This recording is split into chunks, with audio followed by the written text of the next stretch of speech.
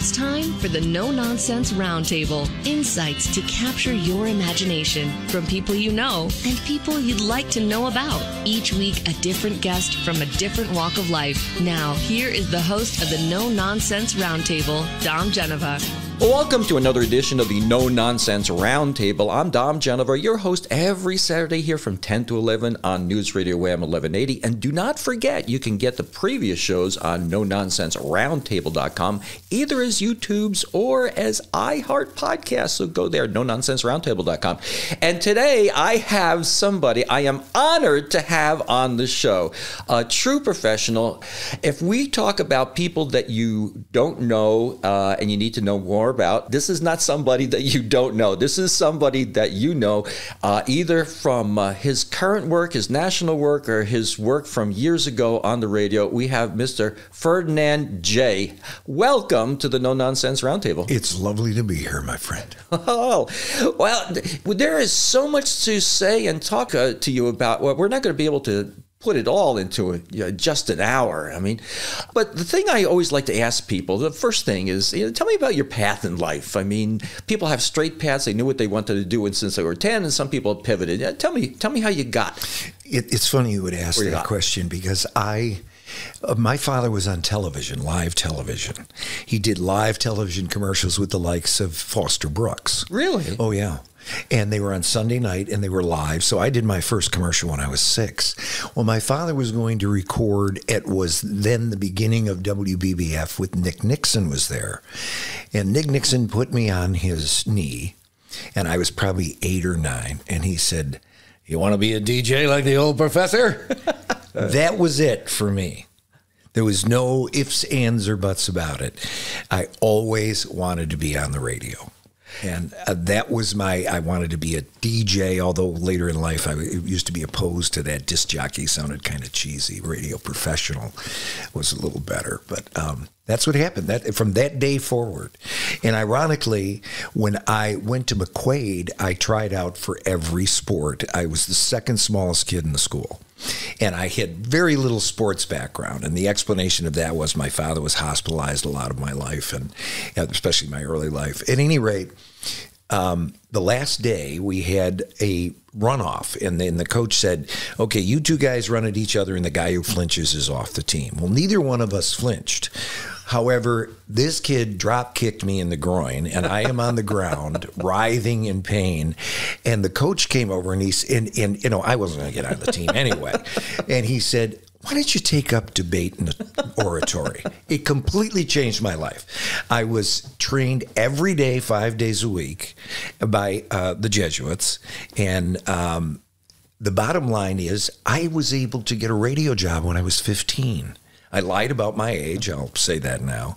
And I got my first radio job on WSAY, weekend, Sunday, for a big $13 a week. And it was because that coach said, "Why don't you take up debate and oratory?" Because I had the training. And that was how it started. I've heard of the butterfly effect before, but I've never heard the kick in the groin. Oh, yeah, that's the facts. Those are the facts. That's how it all began. So tell me about being 15 and on the radio. What was it like? I mean, were you nervous as 15 getting on the radio and realizing all these people were going to be listening to you? Oh, yeah, I was nervous, but I again, I was really getting speech training every day. Right. And the other thing was I couldn't drive because I was 15. Right. So I was at SAY. Rex actually wasn't that far from our home. We were on Locust Hill Drive, and SAY was right on French Road, which was, I bet it's not even a mile and a half, but I couldn't drive. And so my sisters would have to pick me up at night when I got off at like 1 o'clock in the morning. And it was... Then, it became so complicated when I got yet another radio job, and I was doing both at the same time. And it was, but I always had to depend on somebody to drive me because I couldn't drive. And then, of course, you couldn't drive at night until you were 18 at that time period of life. But I loved it. I was on SAY for a year to the day. And I went to WACK in Newark, which was a really cool little station. Ron DeFrance was there, for those who would remember him, and who was a great guy. It almost cost me my job about 20 times because he would break me up during newscast. He just had this thing of doing it. And so I worked at WACK in Newark for 2 years to the day, ironically enough. And then I went to BBF, and I was just 18, and I was the kid.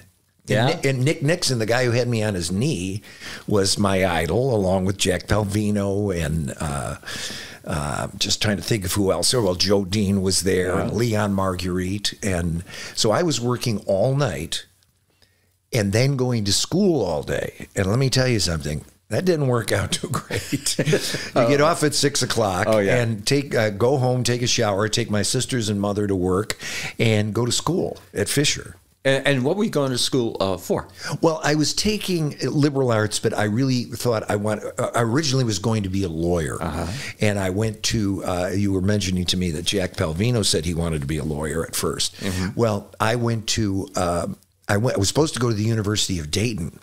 And when I was offered the job on BBF by Jack Palvino at the time, he said to me, well, you got to stay in school, and which was very cool, and I appreciate from him. But the long and the short of it is I was in a situation where I was exhausted all the time. Oh, yeah. I mean, completely. I can imagine, yeah. I used to dream about pillows. I would be so exhausted. I used to dream of being able to go to sleep because I was living on, I was really sleep deprived. So it was an interesting start, but BBF was the goal. They had at the time like 70% of the audience. And, this is when we were the influence to the kids today versus social media. That we were the ones who and I was the kid. I was a teenager talking to teenagers. So back to you. Well, I'm laughing because I think when most young men are dreaming about girls, you were dreaming about pillows. Well, ironically, it's funny you would bring this up. The one thing I'm glad I did is I went to an all-boys school because if it were today, I mean, the way these girls dress and stuff, I would have not been studying. And I was a pretty good student at McQuaid, and I had jobs there and whatever. But so your first gig at 15, do you remember how much you were getting paid for that? $13. $13 is $13 the weekend.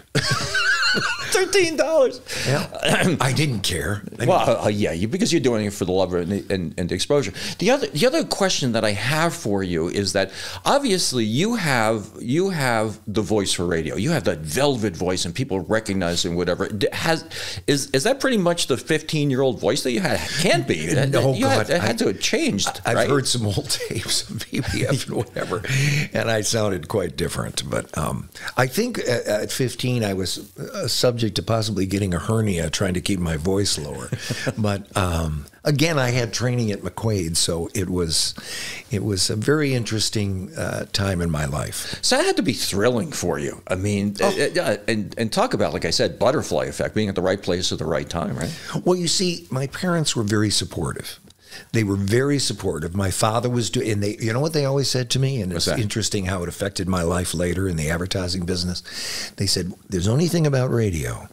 You have to be careful that when the time is up, you're going to get replaced by somebody. Right. And so this is why I actually got off radio earlier than I would have, based on that advice. Yeah, the sense of reality of what you're facing. A lot of people don't face that. A lot of people don't understand that times are changing. In the newspaper business, Kodak is a great example of that. And you need to pivot. And we're going to be talking about that right after this break. Well, welcome back. You're listening to No Nonsense Roundtable. I'm Dom Genova here with Ferdinand Jay. And Ferd, you don't mind being called Ferd, do you? No. Okay. We were talking about the day years ago when the disc jockey was king. And we talk about influencers now, and you have people that have millions of followers on TikTok or whatever. And back in the day, it was the disc jockey. I mean, these guys, you Cousin Brucey, and guys like Don Imus. I mean, people listen to you, and certainly like Murray the K. The Rascals will give Murray the K credit for playing Groovin', because nobody else wanted to pick it up. He picked it up, and then it became a #1 song. And what you said and what you did made a lot of influence with young people's lives. Well, you bring up the Rascals. BBF was partial for that success. Mm-hmm. I actually did a taped national show with the Rascals. Really? Yeah, I was the MC. And I'll never forget, you were talking, Felix Cavalieri, Gene, Cornish, etc., Eddie Cavalieri. I interviewed Eddie Cavalieri on the radio, but I was asked to be the MC of the show. I mean, again, I was the teenager. Yeah. And the bottom line was, I said, okay, sure, I would love to. And what happened is I went backstage, and Sid Bernstein was their manager. Mm-hmm. And he was a big, heavy-set man, sort of a big mountain of a guy. And there's Eddie Cavalieri sitting on his knee, and I was like, that's kind of strange.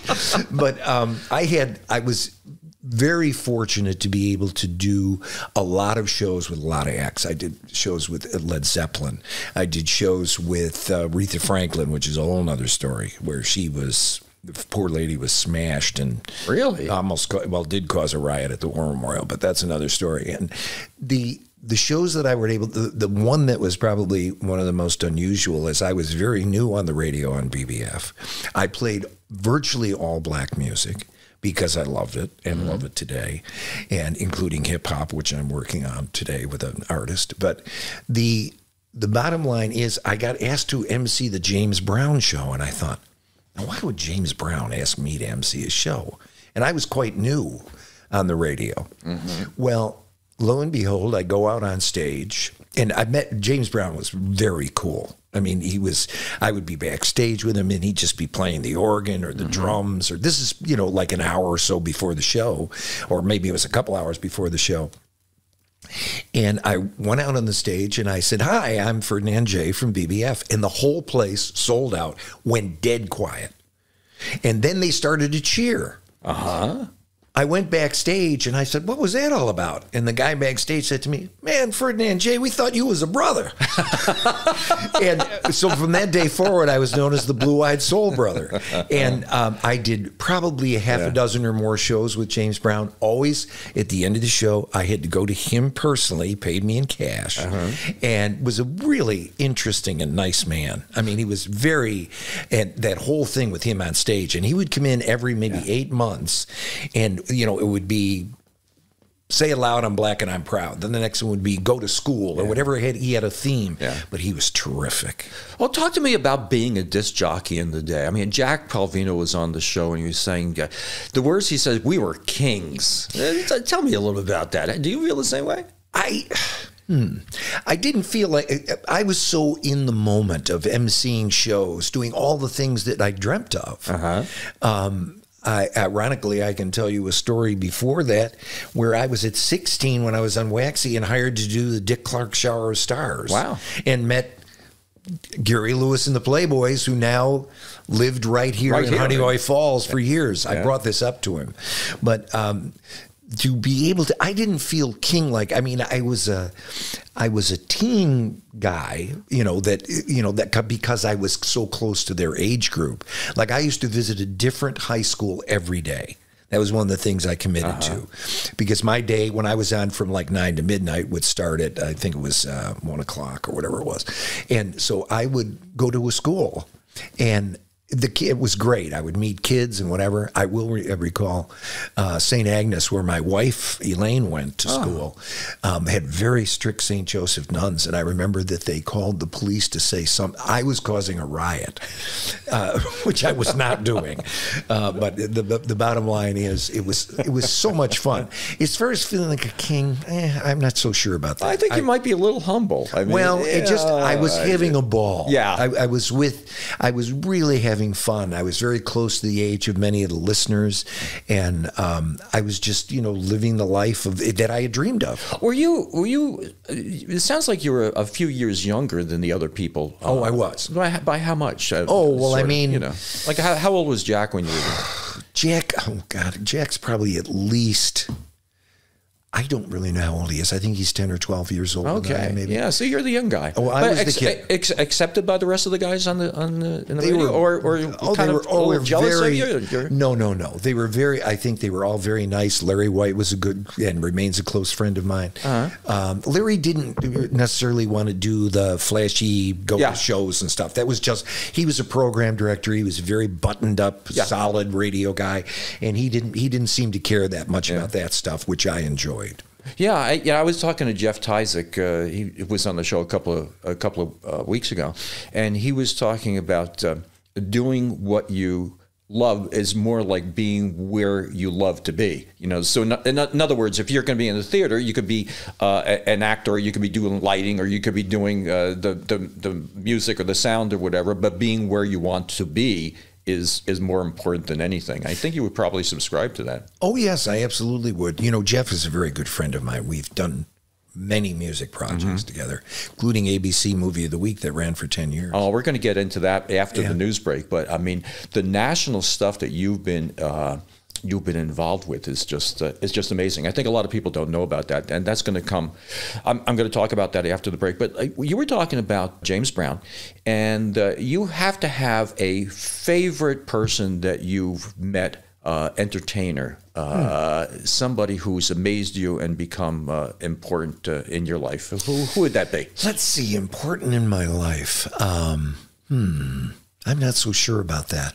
One of the most amazing people I met was the group Led Zeppelin. Really? And the lead singer, who had hair literally down to his elbows. And I went into the dressing room to introduce myself, and he looked like an archangel. He was real tall with one of those English bodies that's real long on the top. Okay. And he, as I saw when I went to London, that's just an English thing. They have that kind of long body thing.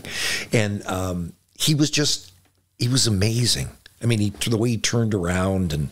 But I had, as far as people that amazed me, some of them were mentors I had. One of my mentors, Dom, was the creative force of the first black record company in America, VJ Records. Okay. And the amazing story is this man signed the Beatles, and they went bankrupt. Tell me more about that. Well, when I was on SAY, the first Beatle record I played was on VJ Records, VEEJAY, and I thought, well, they must be from England or something. I didn't know. Yeah. Well, 15 years later, I am now with the man who signed the Beatles. They went bankrupt. Capitol Records bought the masters, and the rest is history.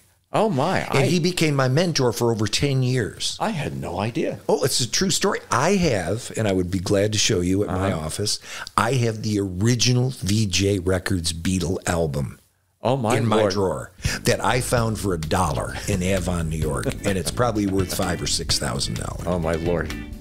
Well, we're going to talk more about, the national things that you've done when we come back from this break. Well, welcome back. You're listening to the No Nonsense Roundtable. We're here with Ferdinand Jay. And Ferdinand Jay, your name has been associated with so many projects in the entertainment business nationally. And we were talking during the break about Don King. So why don't you go into a little bit of the background with Don King and your relationship with Don King? Well, I'll tell you this story. I was in L.A. in a studio called Group 4, and I ironically have patterned the studio that we built here after the Group 4, which was a big scoring stage in L.A. And what would happen if he were in between movies, he would call me and say, gee, the studio's open, and I'd bring projects out and do them in this big scoring stage, which had a great control room, which I emulated in our own studio. Well, one day I'm sitting there working in the studio, and I get a call on the phone from Don King, and I thought, who is this? Come on. Mm-hmm. There were a couple people in my office that were jokesters, and I thought, well, this is a put on. So I just said, oh, okay, great. John King, I'm coming over. And if I imitate the way he talked to me, please don't take it as any weird racism or anything. I love to imitate people's voices. I love voices anyway. I can recognize them on commercials or whatever. At any rate, an hour later, the receptionist calls me, and I'm still recording, and she said, the longest car and the guy with the highest hair I've ever seen in my life is here to see you, says he's Don King. Well, in he comes, and he's a very vivacious guy, right? And he said to me, and I will say exactly what he said to me. He said, HBO tell me you the best. NBC say you the best. ABC, they all say you the best. I'm a rich mofo. I'm here to buy the best. And he looked at my friend Calvin Carter.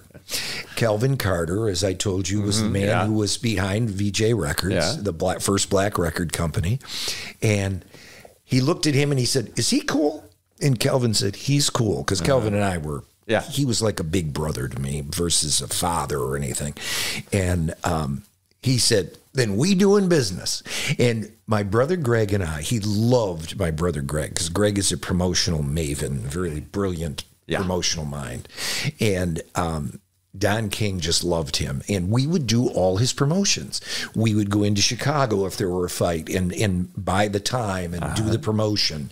And we did a thing called D-Day Dynamite, which was in Vegas. And my brother Greg arranged for the Marines to march down Sunset Boulevard in Vegas to the theater where the fight was taking place. And one of them was the fight with Mike Tyson and Larry, what was his name? Larry Big Fighter. Larry Holmes. Okay. At any rate, Danny Wegman, ironically, was with us ringside. And we've worked with the Wegmans family, who I have more respect than I can possibly share with you for what a wonderful company they are and family, and our involvement with them has been just wonderful. And we were sitting there, and Mike Tyson knocked out Larry Holmes, and we thought he was dead. Ooh. That's how horrific it was. But afterwards, and that's a whole nother story of I met Mike Tyson's not that long ago recently, but the bottom line is Don King would have all these stars fly in from L.A. He would send a plane. He would get a plane from MGM Grand, I think was the name of the plane, and they would bring all these stars and put them around. So when you saw the fight, you saw nothing but superstars. Okay. Well, the party afterwards, you'd be walking around and you'd bump into Tom Cruise and Nicole Kidman, who was considerably taller than he is, and just various other stars. You name it, Billy Crystal. You'd be walking by. Every star that you could possibly imagine or respect or think of would be walking around in this party afterwards that Don King would throw. But Don King was the smartest uneducated man I ever met. Really? I was in a negotiation with him one time where he wanted $500,000 for somebody's logo on the in the middle of the ring, how they show the high shots. Yeah. And he couldn't have been he was a very straightforward, honest guy with us. You know what he reminded me of? You know how you hear about the fighters say, oh, he did this and he did that and he screwed me and all that? Yeah. It reminds me of rock groups, which I managed. I managed several. Okay. Including, we've talked about Chuck Piccato and the Rustics. I managed the Invictas. Oh, right. I managed Skylark, which was David Foster's band. It became the #1 producer and writer in the world. 500 million albums he's been responsible for, discovering Celine Dion and all these other, Whitney Houston, The Bodyguard, all that. So I was around them, and what happens sometimes with bands is if you make them successful in any way, shape, or form, like double or triple the money they're making, well, then your percentage of that money, sometimes they complain about it. I think that sort of happens with fighters, with Don King and other managers. They feel like, oh, well, wait a minute, they forget that they paid for the training, they paid for Don King's lawyer once said to me, they pay for the training, they pay for the cars, they pay for the wife, they pay for the girlfriends, they pay for everything, and then when they win, well, they want that investment back. Right. And that happens in the rock and roll business. That's exactly what happens with bands. And so with Don King, when I heard the negatives, I knew what he paid for. Okay. And I also know how frivolous, and if you ever saw anything about Mike Tyson, I mean, this guy made $250 million. Yeah. And it's gone, or a lot of it's gone. And ironically, I have to tell you this, Tom, I was in the Detroit airport not that long ago, a little over a year ago, and I was in the club waiting for my connection to the West Coast, and there was this man sitting across from me. I really wasn't noticing. Okay. I left my phone and my computer. I went to go get something. When I came back, he said, "Hey, how did you get the HBO theme on your phone? It was ringing while you were gone." And I looked, and it was Mike Tyson, and I had seen him over the years with Don King. And I said, "Well, I wrote it. And by the way, I wrote your boxing theme." And we had the nicest talk. And I said, "I was ringside when you knocked out Larry Holmes." And he went, I said, "We thought he was dead." And like a little boy, he went, hee, hee, hee, hee, like that. And then he shook my hand, and I have a picture of it, actually. And my hand disappeared in his hand. But he has that little boy voice. Yeah, he does. Know? He has that youngster voice with this, obviously killer physicality. And he just, he just couldn't have been a nicer guy. It was hilarious. Well, and we're going to talk a little bit more about that after this coming break. But you're talking about the HBO theme. So let's go a few seconds about the HBO theme. How'd you come up with that? Tell me the year and the story behind that. We did the opening to Channel 10 News. At the time was a CBS affiliate. I was in New York working on an animation, and the man said to me, "You got to introduce me." He said, "I've got to introduce you to a friend of mine who works on CBS. I think you two would really get along." And his name was Anthony Lover. He remains a very dear friend of mine. And he and I just hit it off. And the story is, he wanted me to do a demo. And we went to HBO. And I went for a meeting with, at the time, Michael Fuchs, who was a terrific guy and the head of HBO. And he said, "I want to make the most expensive movie opening ever made for television." And Tony Lover and I are sitting there going, I guess we could do that. You really want to make it expensive? Are you sure? So it was... not best, most expensive. Yeah, I want to make the most expensive opening ever made for television. Okay, that's an unusual way to word that, but okay. So naturally, we were quite interested. That would pique my interest, too. Well, I must tell you, when I brought the piano demo, which my dear friend and collaborator Casey Filiacci and I did, he said, "Ferdinand, it sounds like a Jewish wedding march." And if you think about it, it's done minor. It's like da-da-la-da-la. Think about it. Whoa. And he was right. I saw him recently, and I said, that Jewish wedding march is holding up pretty well, don't you think? Okay, so with that, going into this break, we will play, what you called a Jewish wedding promo.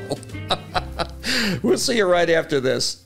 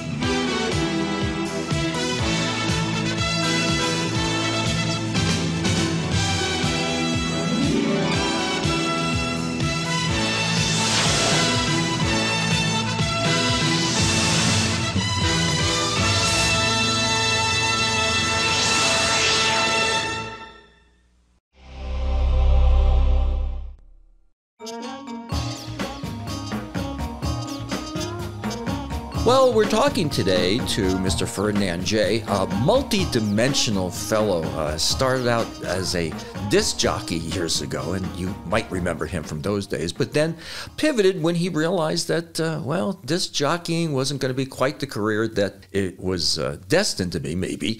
And now is one of the founders of Jay Advertising, or should I call you the founder? No, it was my brother and I, but I mean, it was... yes, you can say that, but my brother was with me. I was still in school, actually, at the time. Well, there's actually three of you, right? Yes, and then my brother Guy was my mother's 48-year-old surprise, her sixth child. Yes. 3 boys, 3 girls, and my brother Guy is a terrific person. Yeah, my mother said that about me. She goes, you were unexpected. She goes, you weren't unloved, but you were unexpected. Well, yeah, that's it. Same thing. So the three of you, Jay Advertising, you have, and you'll talk to anybody in Rochester, 3 completely different personalities. You all have your talent, and you all seem to bring something to the relationship that the other one doesn't. True story? True statement? That's fair. My brother Greg, as I mentioned earlier, is very promotionally minded and tying things together for promotion. Very involved in the city of Rochester and visit Rochester and whatever, and the county. And my brother Guy, who we refer to as Honest Guy Smith, Guy tells you, and his clients like him because of that. Oh, yeah. Because he's very straightforward. I'll tell you a story. I had dated a girl in high school for many years, high school into college. And when I met my lovely wife, Elaine, and it was one of those high school to college romances where after a while it sort of fizzles out, or can. At any rate, my brother was a little boy sitting on my wife's knee at the time, or my girlfriend at the time.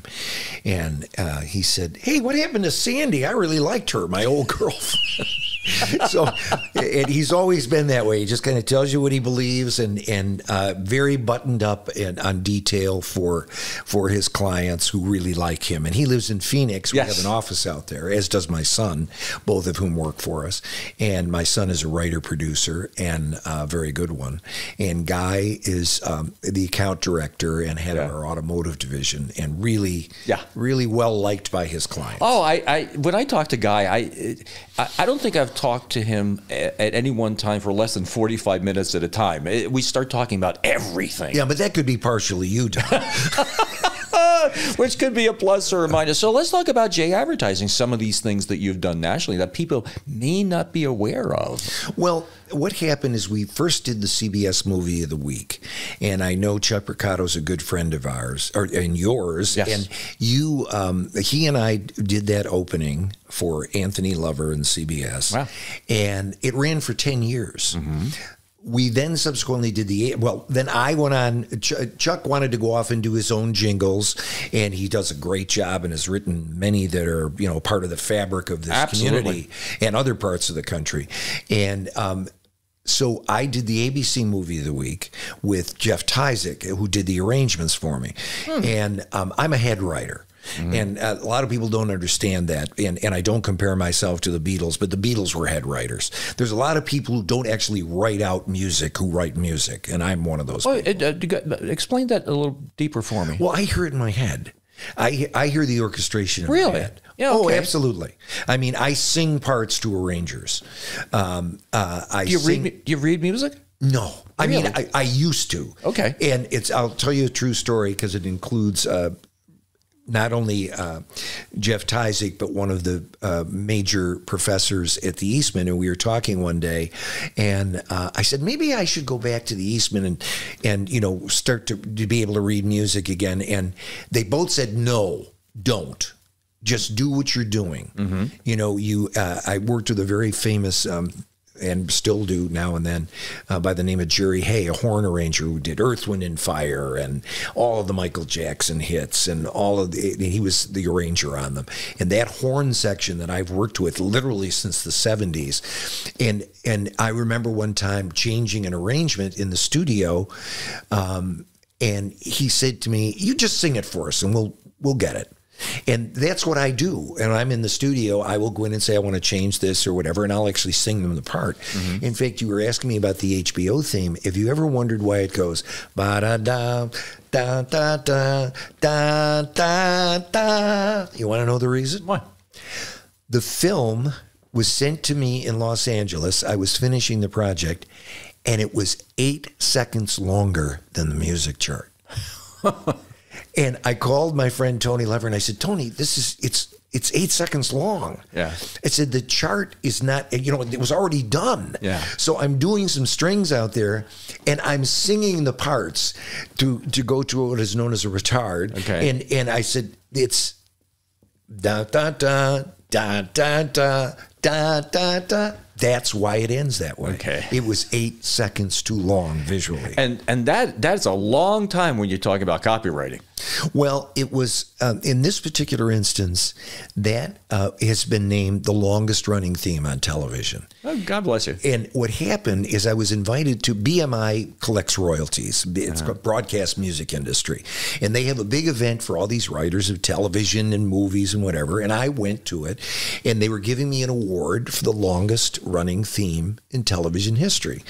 And I didn't realize how big it was because I went and there was a red carpet and cameras from Los Angeles and the whole smash. And when they played it, all these young writers that ran up to me and said, "You're our new Beethoven." I said, "Nah, I'm just a disc jockey who hears stuff in my head." Yeah. So is there anything that you haven't done that you want to do right at this point in your life? Actually, I'm working on a hip-hop project that I'm enjoying, and I'm also doing what I'm calling a torch country thing with a singer out of New York by the name of Ava Soul, and I'm very excited about it. So the hip hop thing, I mean, that's intriguing. Tell me more about that. I've been involved with a guy who calls himself Bosco. His real name is Robert Miller. And Bosco stands for Black American Still Kicking On, B-A-S-K. Oh, yeah. Oh. Yeah. And he is also, I don't know if you know P. Diddy and all these different people that change their name all the time. Yeah. Well, he is going out as Black Gable, and we've done a video with him. And he's just done a song about black on black murder that's very, very moving and very important, I think. So how did you get hooked up with him? I bumped into him, and I can't even remember, it was probably 15 years ago, and we've worked on projects together. And he has, it's...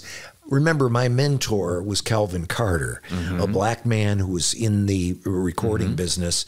And so my background has been a long time working with black artists and frankly, black brothers, if you will, because Calvin Carter was a major influence on my life. It sounds like one of your talents is the ability to cut across different, I call them silos, both in age and culture, and I see you smiling.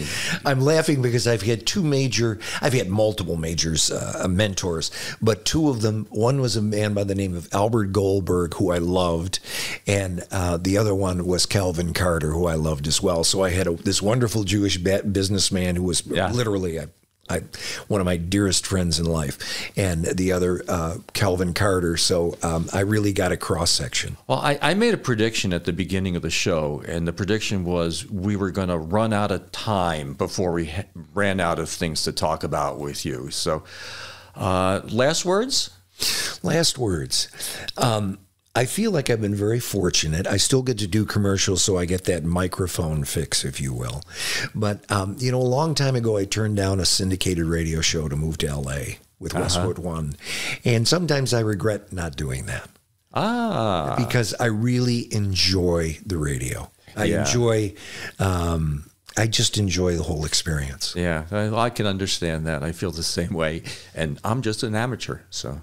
I really do appreciate you coming in. Thank you so much. You're going to have to come in again. We have to talk more about all this stuff. I'd love to do it. The depth of your experience is just extraordinary, and I'm honored to have you on the show. Thank you ever so much. Enjoyed it immensely. Thank you.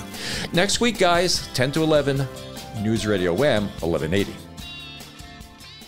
Well, thanks for watching this YouTube. If you liked it, please like and share.